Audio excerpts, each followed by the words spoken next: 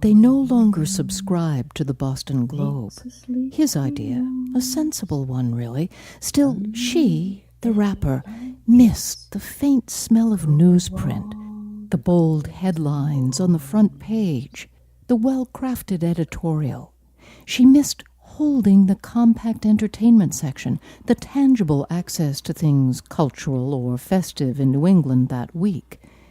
She missed it when she needed to paint something. Paper towels were too absorbent, and any spilled paint would soak right through. And she missed it today. The wine carton was sturdy and corrugated, with little movable compartments. It was quite perfect, really. It just needed a bit of cutting down. And since she was adept with a razor knife, she rather enjoyed the small challenge. It was the padding that concerned her. In the absence of the Boston Globe, she would have to use balled-up plastic Roach Brothers bags and crudely torn paper bags from Trader Joe's, much too rough for the special cargo.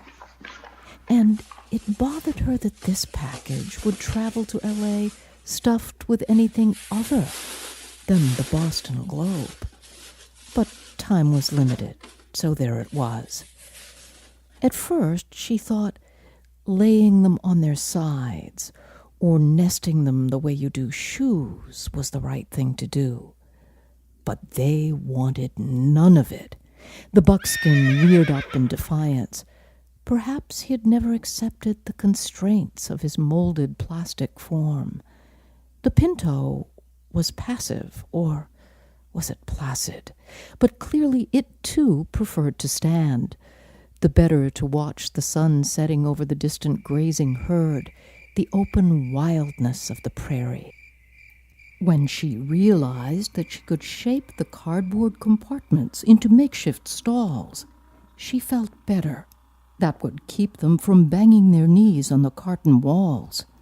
Horses' legs are so vulnerable.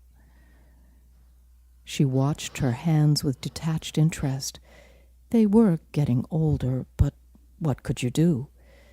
She liked that they were useful hands, that they gardened and made tarts and danced softly over piano keys and sewed little girl dresses and hammered and painted and petted kitties.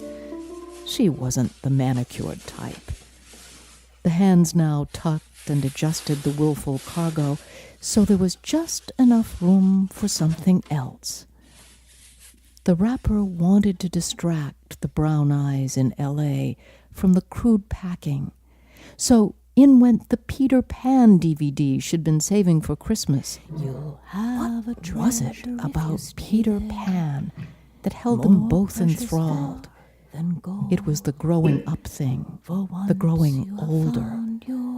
Would the brown eyes in L.A. watch it? Would they weep the way they often did for any incarnation of the Pan? Was it right to send it? Yet it was the perfect fellow passenger for the horses. The whole box was about growing up and not really wanting to. In more than a year, this was the first package she'd sent. Would the beautiful woman with the brown eyes, 2,605 miles away, know that she had felt all this while she was placing and padding, cutting and taping? Would she know that the rapper had set the drama festival book from their recent trip to Dublin on top as another distraction? Would she know it really should have been packed with the Boston Globe?